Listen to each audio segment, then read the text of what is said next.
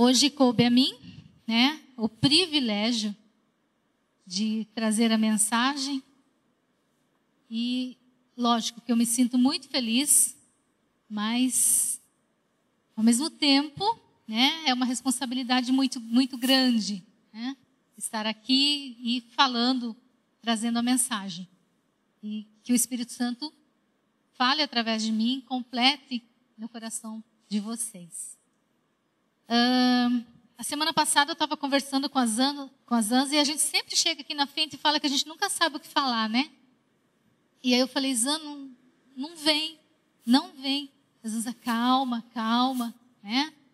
Mas o Espírito Santo, ele fala, ele completa, né? E é isso que ele faz na vida dos seus servos, na nossa vida, né? E a mensagem que ele colocou no meu coração antes de eu trazer para vocês está lá em João 4, do versículo 19 até o versículo 24. João 4.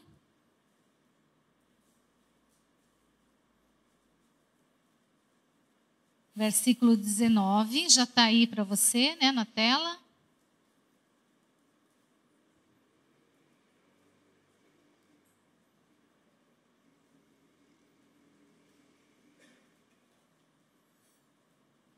Todos acharam? Amém? Diz assim. E a mulher lhe disse, Senhor, vejo que és profeta. Nossos pais adoraram neste monte, e vós dizeis que Jerusalém é o lugar onde se deve adorar? Então Jesus lhe disse, mulher, crê em mim, a hora vem em que nem neste monte, nem em Jerusalém adorareis o Pai. Vós adorais o que não conheceis, nós adoramos o que conhecemos, porque a salvação vem dos judeus.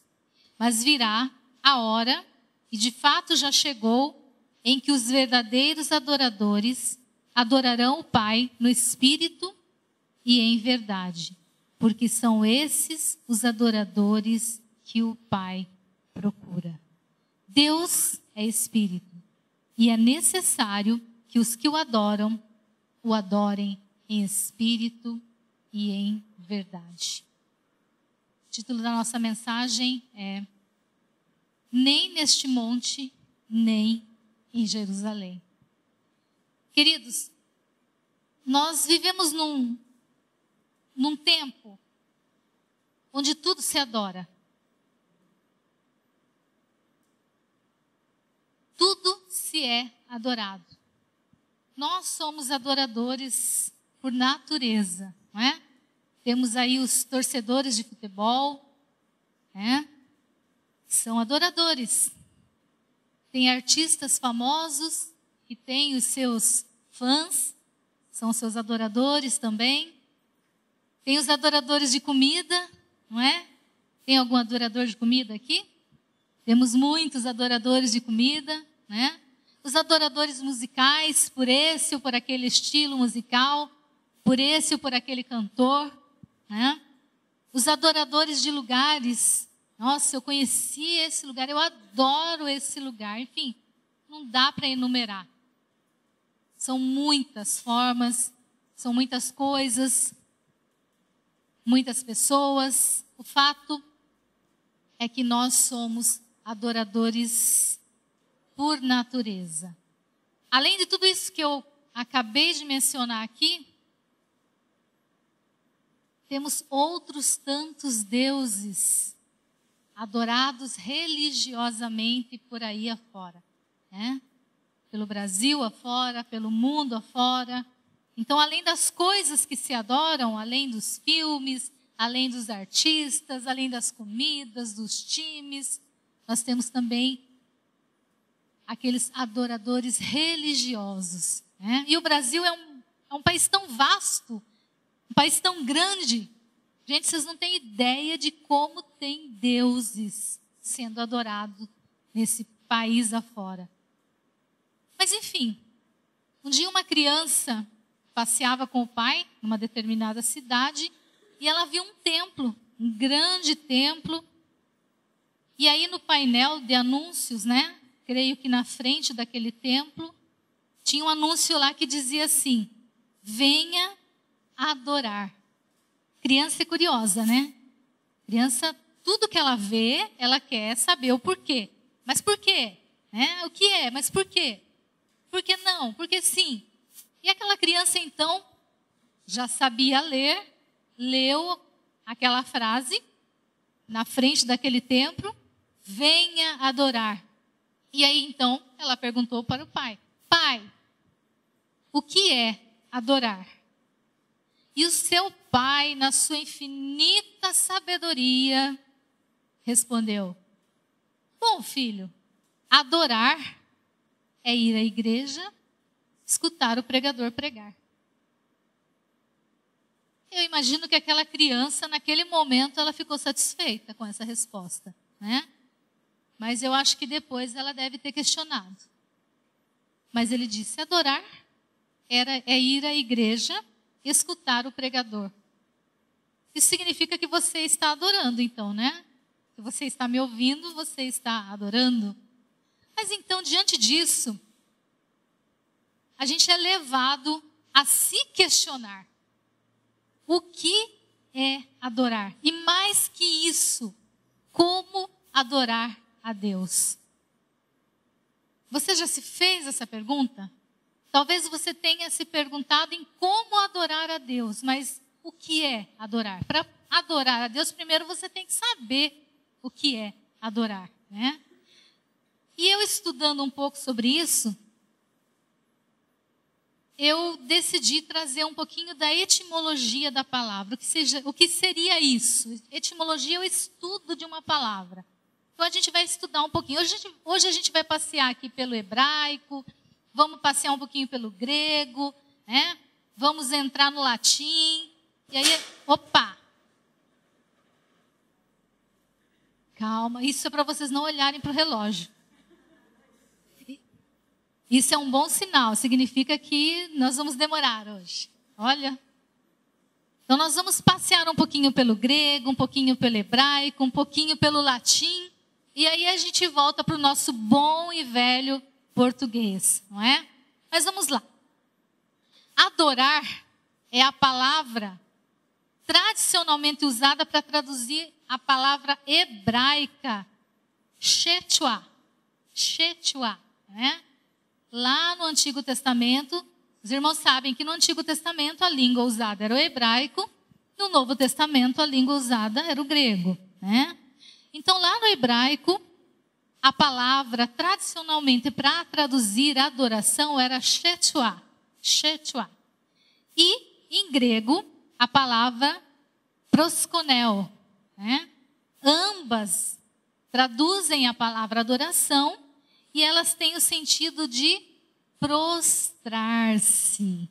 Olha só, prostrar-se.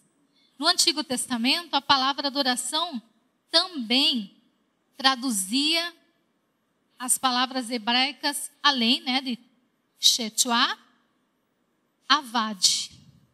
Avad, né?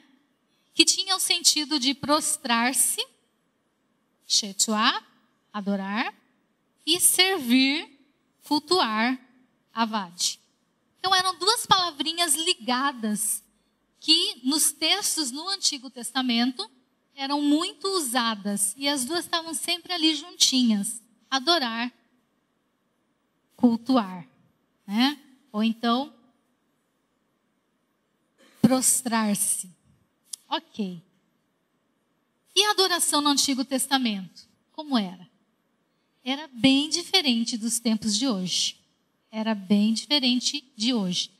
Na maioria das vezes, a adoração era feita por meio de serviços. E olha só que interessante, queridos. A mesma palavra para adorar, para adoração, avad, era a mesma palavra para serviço. Só acrescentava ali um pouquinho mais de letras nela e ela se tornava avodá, que era serviço. Ou seja, avad, adoração, avodá, odá, serviço. Né? Então, a mesma palavra, puxando um pouquinho, ela se transformava em serviço. Então, no Antigo Testamento, a adoração era muito por meio de serviços, como os sacerdotes faziam no tabernáculo, né? Como eles trabalhavam no tabernáculo, no templo. Em outras vezes, a adoração era em forma de sacrifícios, de gratidão, por exemplo, como Abel, né? Ou por expiação de pecados, como Jó, lá no capítulo 1, no versículo 5. Então, no Antigo Testamento, a adoração tinha essa conotação, né? De serviço, de sacrifícios. E era interessante como eles levavam isso a sério, né? Essa ligação forte entre adoração e serviço. Para o judeu, trabalho e adoração eram a mesma coisa. Trabalho e adoração. Por isso, avad, avodá. Adoração, serviço. Né? E no Novo Testamento? Agora vamos para o grego. Né? No Novo Testamento, a palavrinha é prosconel. Ela aparece ali 59 vezes e ela significa prostrar-se, adorar, ou prestar homenagem a alguém, ou venerar, ou ser reverente, ou beijar a mão. O interessante é que prosconel, no sentido de prostrar-se, é prostrar-se mesmo, é se abaixar. No Oriente Médio, essa palavra, ela traz o sentido de você se prostrar, encostar o seu rosto no chão, né? em sentido de respeito a alguém. Prosconel. Adorar, prostrar. Literalmente, se jogar ao chão por reverência. E aí, adoração no Novo Testamento é a adoração dos dias de hoje. Se por um lado, no Antigo Testamento, ela tinha como base sacrifício, serviços, já no Novo Testamento, a adoração, ela tem a base devoção, na reverência do coração. Né? E agora que a gente já viu um pouquinho do que é adoração, no grego, no hebraico, o que não é adoração? Lembram lá da resposta do pai para o menininho? Muitas pessoas acham que adoração é quando você vai no culto e aí está tocando louvor, né? A equipe está ministrando louvor e você faz aquela entrega a Deus, né? Também é adoração, mas não é só isso. Aquele momento você está expressando, mas a adoração não é só isso. E como esse tema ele é muito extenso, não é à toa que existem livros e livros escritos sobre isso, né? Sobre esse tema. É lógico que em alguns minutos não dá para falar tudo sobre adoração. Não é? Mesmo porque ele leva a inúmeras reflexões e com certeza trará uma lição para cada um de nós. Né? Nós somos diferentes. No entanto, a gente consegue abordar dentro desse tema 3 condições importantes. Como bom batistas, né? 3 condições importantes e essenciais para adorar a Deus. Bom, nesse texto aqui que nós acabamos de ler, a gente sabe a história, né? Nós pegamos ela ali já, Jesus falando com a mulher, mas eles estavam passando por Samaria, né? E aí então Jesus despretensiosamente, para beber água naquele poço, enquanto seus discípulos vão até a cidade comprar comida. E aquela mulher vem sozinha buscar água. Isso a gente já sabe, é a história, é o texto bíblico. E naquele momento Jesus também despretensiosamente, ele olha para aquela mulher e fala: você pode me dar água? E a mulher olha para ele, já sabe que ele é um judeu, né? E judeus não se comunicavam, a gente já sabe disso também. E ela olha para ele e fala assim, ela não sabia quem era, mas ela olha e fala: mas como que é isso? Você é um judeu, estou vendo que você é um judeu. Eu sou samaritana. E como é que você está pedindo água para mim? Né? Tem alguma coisa errada? Você está pedindo água para mim, que sou samaritana. A gente não devia nem estar aqui no mesmo lugar. A gente não devia nem estar aqui conversando.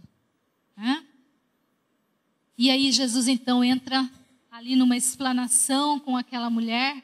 E ela fala, né, do poço de Jacó. Porque aquele poço de Jacó era para eles um motivo de orgulho. E aí Jesus fala para ela. E entra então no tema da nossa mensagem. Chegará o tempo que nem neste monte, nem em Jerusalém, vocês irão adorar. E a primeira lição que eu tirei desse texto, ela me levou a compreender que nós devemos adorar somente a Deus. Lembram que eu falei que a gente ia passear um pouquinho no grego, no hebraico? Agora a gente vai no latim. Adoração,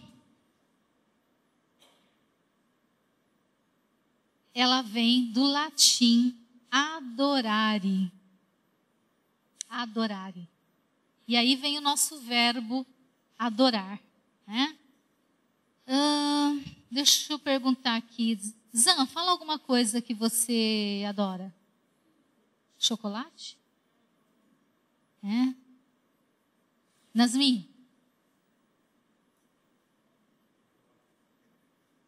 Eu adoro o quê?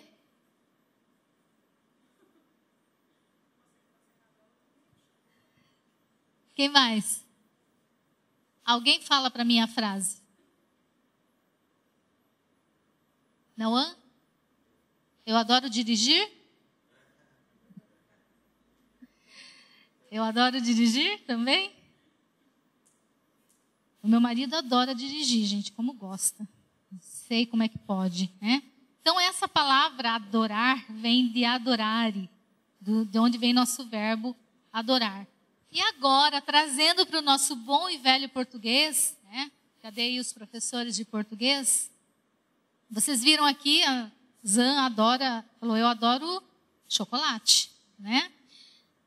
No bom e velho português, adorar é um verbo, né? Dá para a gente já ver que é um verbo. Mas ele é um verbo transitivo direto. Sabe o que significa isso? Quem aqui é bom em português? Já passou na prova, tirou 10, né? Gita lá, também é boa no português, né? Então, adorar é um verbo transitivo direto. Sabe o que significa isso? Significa que precisa de algo ou alguém para completar a frase. Eu adoro. Adoro o quê? Eu preciso de um complemento. Quem adora, adora a alguma coisa. E esse alguma coisa a gente chama de objeto direto. Olha aí, hein? Dei uma aula de português. Quem adora, adora alguma coisa. Verbo transitivo direto. Precisa de um objeto direto. Precisa de algo para completar. Ninguém adora. Adora-se alguma coisa, adora-se alguém. Não é? Ele é um verbo transitivo direto. Ele existe uma expressão que complemente. Que o complemente. Quem adora, adora alguém ou alguma coisa. E segundo o nosso bom e velho Aurélio, né, dicionário, e outros dicionários também com a mesma qualidade, adoração significa culto a uma divindade. Culto, reverência, veneração.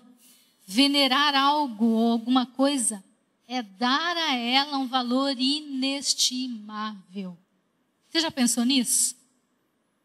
Adorar alguma coisa é venerar. Venerar é dar àquela coisa ou àquela pessoa valor inquestionável, inestimável.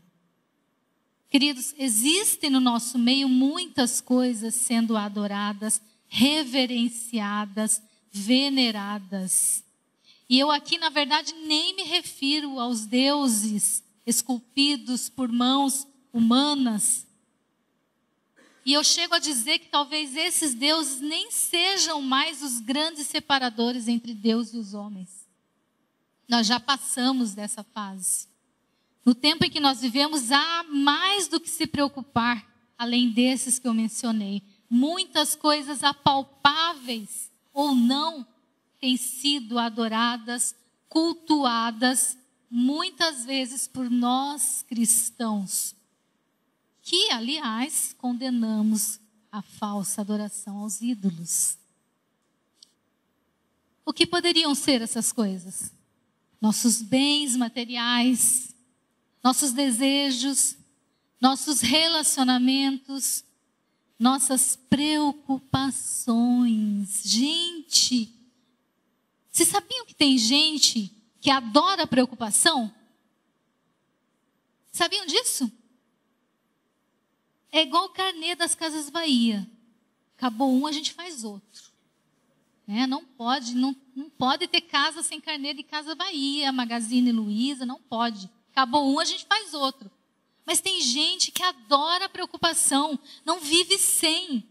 Parece que tem aquela necessidade de ter algo para se preocupar. De ter uma preocupação ali sempre na ponta da língua. Eu adoro uma preocupação. É incrível, mas existe. Muitos de nós somos assim.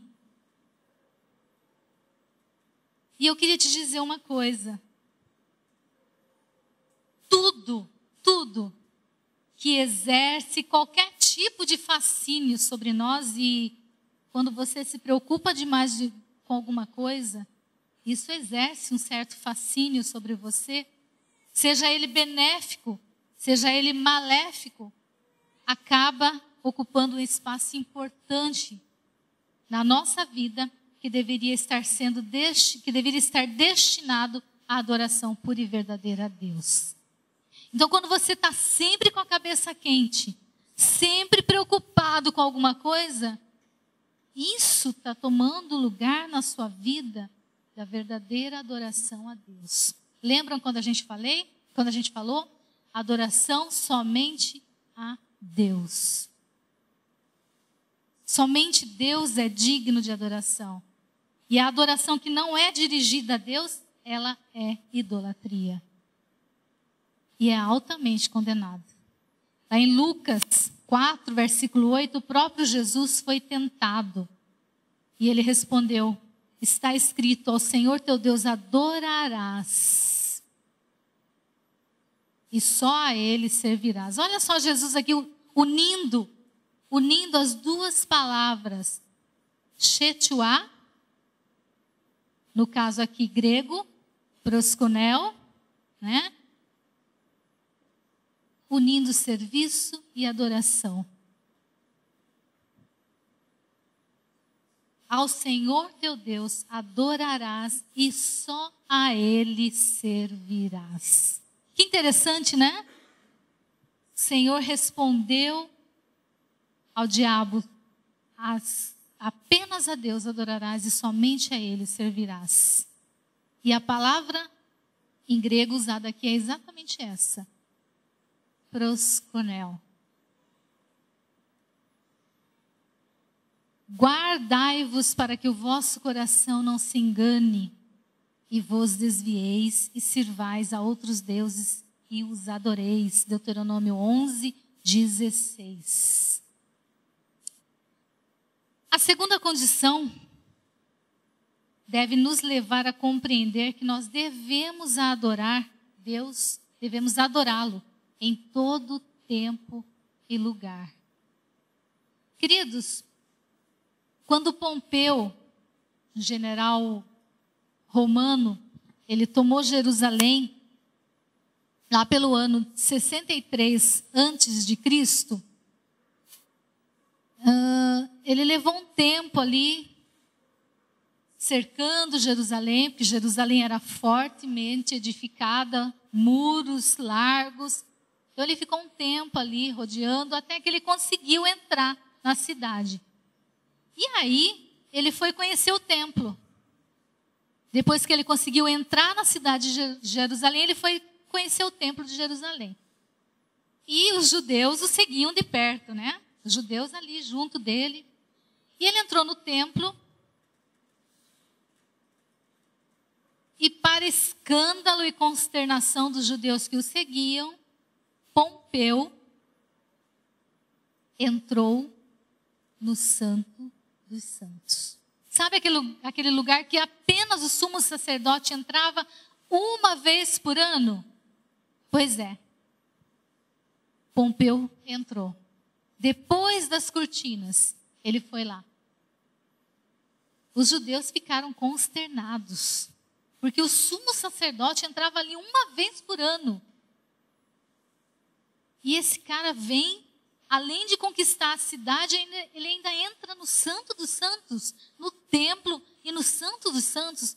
Mas sabe qual que era o pensamento de Pompeu? Ele imaginava que quando ele entrasse no Santo dos Santos, depois da cortina, ele ia encontrar uma imagem do Deus dos judeus grandiosa, uma imagem enorme. E qual foi a decepção de Pompeu quando ele abriu as cortinas, quando ele adentrou o Santo dos Santos e ele não viu nenhuma imagem? Aí ele entrou em parafuso. Por quê? Porque ele pensou, mas como assim não tem nenhuma imagem? Como é que esse povo, há tantos milênios, vem guerreando, tantas derrotas, e eles continuam firmes? E todos os povos têm uma imagem, têm um Deus esculpido, e eles seguem firmes há tantos milênios, e eles não têm um Deus esculpido. Como? Ele estava acostumado a ver os deuses dos povos que ele mesmo conquistou, todos representados por imagens dos mais variados tamanhos e aparências. E naquele momento ele ficou meio que decepcionado e maravilhado, porque ele não conseguia entender como aquele povo que há milênios vivia sofrendo, vencendo, e guerras, e eles, justamente aquele povo que ele já tinha ouvido falar tantas vezes, por isso ele quis entrar no Santo dos Santos, justamente esse povo não tinha nenhuma imagem. Ele não podia entender um povo que não tinha uma imagem sequer e que tinha encontrado no coração humano o santuário mais digno para o seu Deus. Queridos, a melhor e mais pura adoração a Deus, a mais pura reverência a Deus deve estar nos nossos corações, não neste ou naquele lugar. Ela deve ser fruto do nosso relacionamento, do nosso reconhecimento em relação à majestade, ao poderio, à grandeza e à soberania de Deus como Criador de todas as coisas. Deve demonstrar a nossa esperança, a nossa gratidão, fé, confiança na pessoa daquele que nos criou e nos conhece. Essa é a verdadeira adoração. E quando Jesus diz à mulher samaritana no versículo 21, chegará o tempo em que ninguém vai adorar a Deus, nem neste monte, nem em Jerusalém. E aqui nosso verbo, prosconel, prostrar-se. Ele está mostrando que o importante é adorá-lo. O interessante aqui é que Jesus sabia que o templo seria destruído depois. Tanto é que depois de Jesus, 70 anos, no ano 70 depois de Jesus, o templo foi destruído. Então, naquele momento, conversando com aquela mulher, Jesus já sabia que aquele templo ia ser destruído. Mas nada poderia impedir, nada poderia ser empecilho para que Deus continuasse a ser reverenciado, cultuado, adorado. Nada. E sabe o que é mais legal disso? O mais legal é que hoje você está aqui. Isso é algo que a gente nem podia imaginar. Mas Jesus sabia disso. E sabe o que é mais legal ainda? Quando Jesus fala assim para aquela mulher: chegará o tempo em que ninguém vai adorar a Deus. Olha só que interessante. O tempo verbal, lá no grego, tempo verbal, da palavra adorar, ou no caso no grego, prosconel, olha só. O tempo verbal se chama auristo. Auristo. E esse tempo verbal, ele não determina duração nem conclusão do ato. Olha que interessante. Haverá um tempo, chegará o tempo, em que ninguém vai adorar. O tempo verbal não determina nem duração, nem conclusão. Olha que interessante. Gente, a Bíblia é demais. E aí eu pergunto, vocês entendem a dimensão das palavras de Jesus? Nem neste monte, nem em Jerusalém. Por isso nós estamos aqui hoje. Imagine você se houvesse essa limitação. Onde nós estaríamos? Não estaríamos aqui, com certeza. Jesus, Deus, não está limitado a tempo nem a espaço.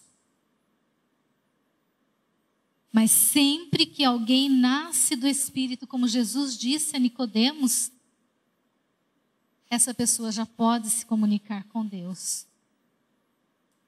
Foi o que nós cantamos hoje, na música nova. Nasci de novo. Agora eu sou servo. A nossa adoração a Deus não pode depender do espaço físico. Deus é espírito, significa que o espaço físico não limita. Ele está presente em todo lugar, ele pode ser adorado em qualquer lugar, a qualquer hora. Não é aonde o adoramos, mas como o adoramos, como o reverenciamos. Pois a adoração é algo que parte do nosso coração, do coração do adorador. E o melhor altar ao Senhor é um coração quebrantado e submisso. A terceira condição, queridos, ela deve nos levar a compreender que nós devemos adorá-lo em espírito e em verdade. Versículos 23 e 24.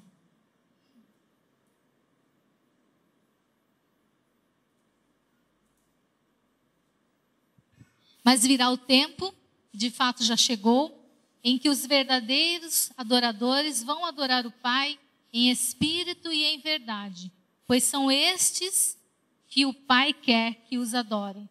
Deus é espírito e por isso os que o adoram devem adorá-lo em espírito e em verdade. Em outras palavras, o que Jesus estava dizendo novamente era que não importa o lugar onde se deve adorar, o que realmente interessa é nascer de novo. Pois só quem nasce de novo, pois só quem nasce do Espírito não é mais carne. Somente quem nasceu de novo do Espírito poderá adorar ao Pai em espírito e em verdade. E em qualquer lugar. Olha que interessante. É preciso nascer do Espírito para adorar ao Pai em espírito e em verdade. É preciso nascer do Espírito para não ser carne. Porque Deus é Espírito.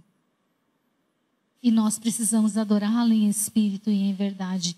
A adoração a Deus, mais que qualquer coisa, é viver um estilo de vida que agrada a Deus. Adorá-lo em espírito e em verdade é bem mais do que ter uma boa conta no banco. É bem mais do que ter uma péssima conta no banco. A gente só fala em boa conta, mas na maioria dos casos ela não é tão boa. Então adorar a Deus é um estilo de vida. É muito mais do que você ter um saldo ótimo no banco. É muito mais do que você ter um péssimo saldo no banco. É muito mais do que você viver debaixo de tradições religiosas. É muito além do que apenas buscar as bênçãos de Deus. Adorar a Deus é viver a experiência da dependência única e exclusiva dele e de sua vontade. E muitos de nós já vivemos isso. Talvez você esteja vivendo isso nesse momento. Adorar a Deus é viver essa dependência que você está vivendo hoje. É compreender que não importa se você está numa sala suntuosa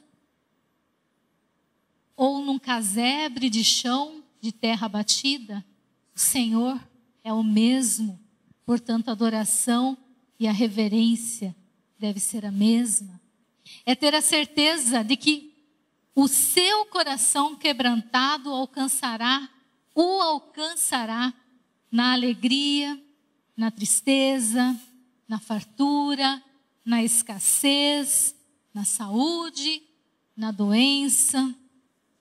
É, antes de tudo, reconhecer quem Ele é e quem eu sou diante dEle. É um estilo de vida, percebem? É um estilo de vida. Talvez isso não seja fácil. E não é mesmo. Porque, entre outras coisas, para que isso aconteça, na maioria das vezes nós precisamos mudar o foco do que tem sido a nossa vida. E aí é difícil. Mudar a direção do que eu tenho vivido. Para que eu possa adorar a Deus na alegria, na tristeza, na fartura, na escassez, na saúde, na doença. Muitas vezes é preciso mudar o foco do que tem sido a minha vida. Porque é um estilo de vida. É a forma como o cristão deve viver. O apóstolo Paulo, lá em Romanos 12, versículo 1 e 2, ele exemplifica bem essas palavras. E ele fala assim: portanto, meus irmãos, por causa da grande misericórdia divina, peço que vocês se ofereçam completamente a Deus como um sacrifício, olha lá, sacrifício vivo, dedicado ao seu serviço e agradável a Ele. Esta é a verdadeira adoração que vocês devem oferecer a Deus. Não vivam como vivem as pessoas deste mundo, mas deixem que Deus os transforme por meio de uma completa mudança da mente de vocês. Assim vocês conhecerão a vontade de Deus. Isto é, aquilo que é bom, perfeito e agradável a Ele. E ainda lá em 1 Coríntios 2,16, Paulo diz que quando nós falamos das verdades espirituais àqueles que não são espirituais, nós falamos palavras ensinadas pelo Espírito de Deus e não palavras pela sabedoria humana. E mais à frente o apóstolo Paulo diz que, entre outras coisas, que nós temos a mente de Cristo. Nós pensamos como Cristo pensa. Ou seja, para adorar a Deus em espírito e em verdade, para falar as coisas de Deus, é necessário que nós pensemos como Cristo. É necessário que nós estejamos voltados e centrados em Deus.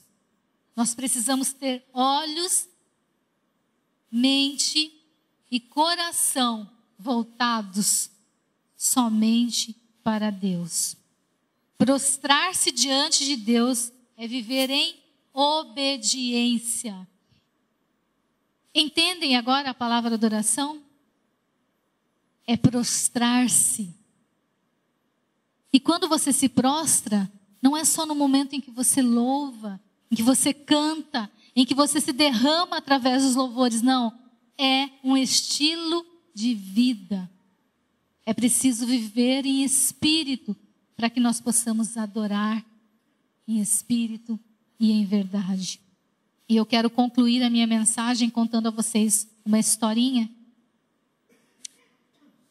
No ano de 1990, uma mulher, ela entrou numa sorveteria na cidade de Kansas City, que é uma cidade americana, uma sorveteria de um grande shopping.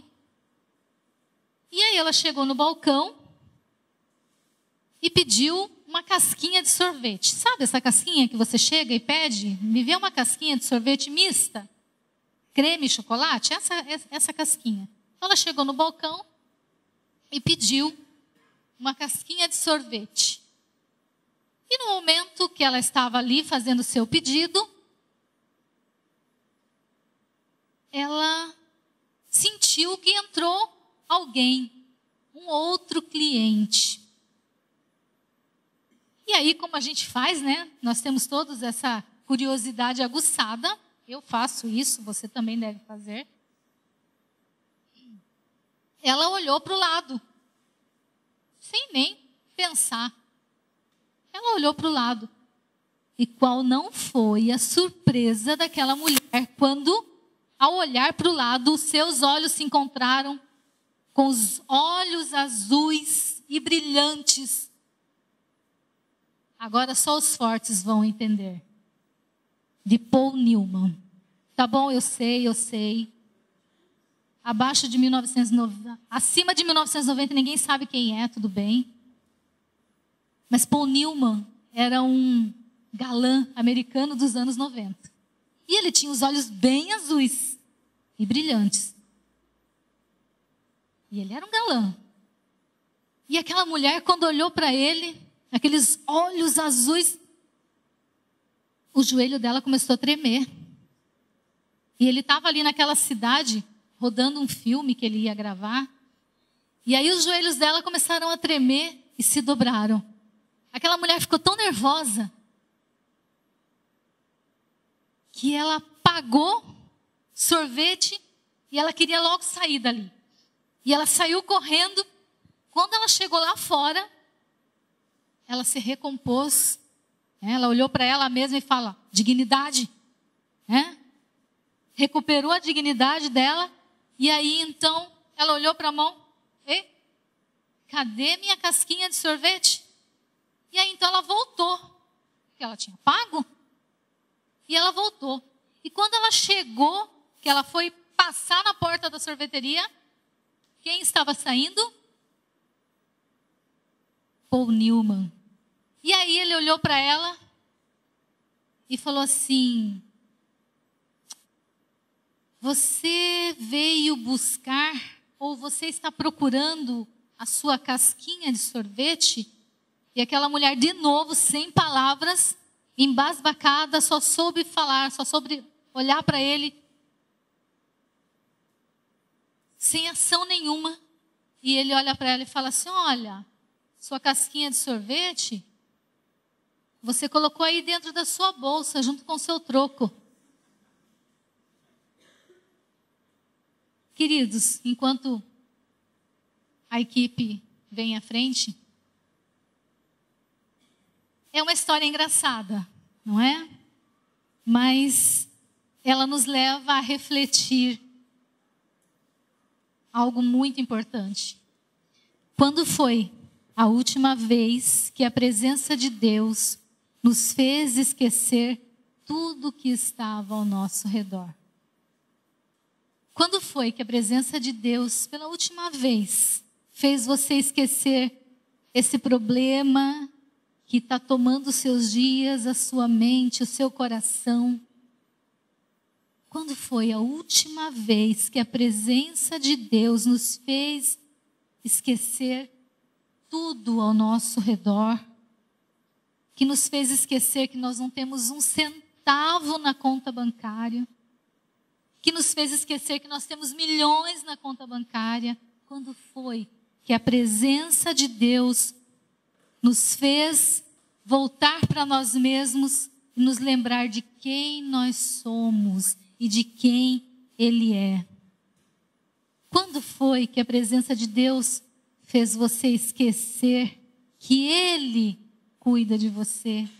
Quando foi que a presença de Deus fez você lembrar que Ele cuida de você e esquecer as demais coisas? Quando foi? Quando foi que a presença de Deus nos fez esquecer onde colocamos o nosso sorvete de casquinha? Queridos, o que tem impedido você de adorar a Deus em todo tempo e lugar?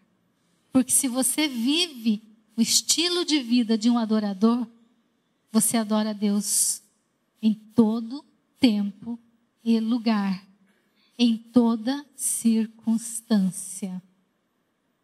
O que nos seus dias de hoje tem impedido você de adorar a Deus em espírito e em verdade?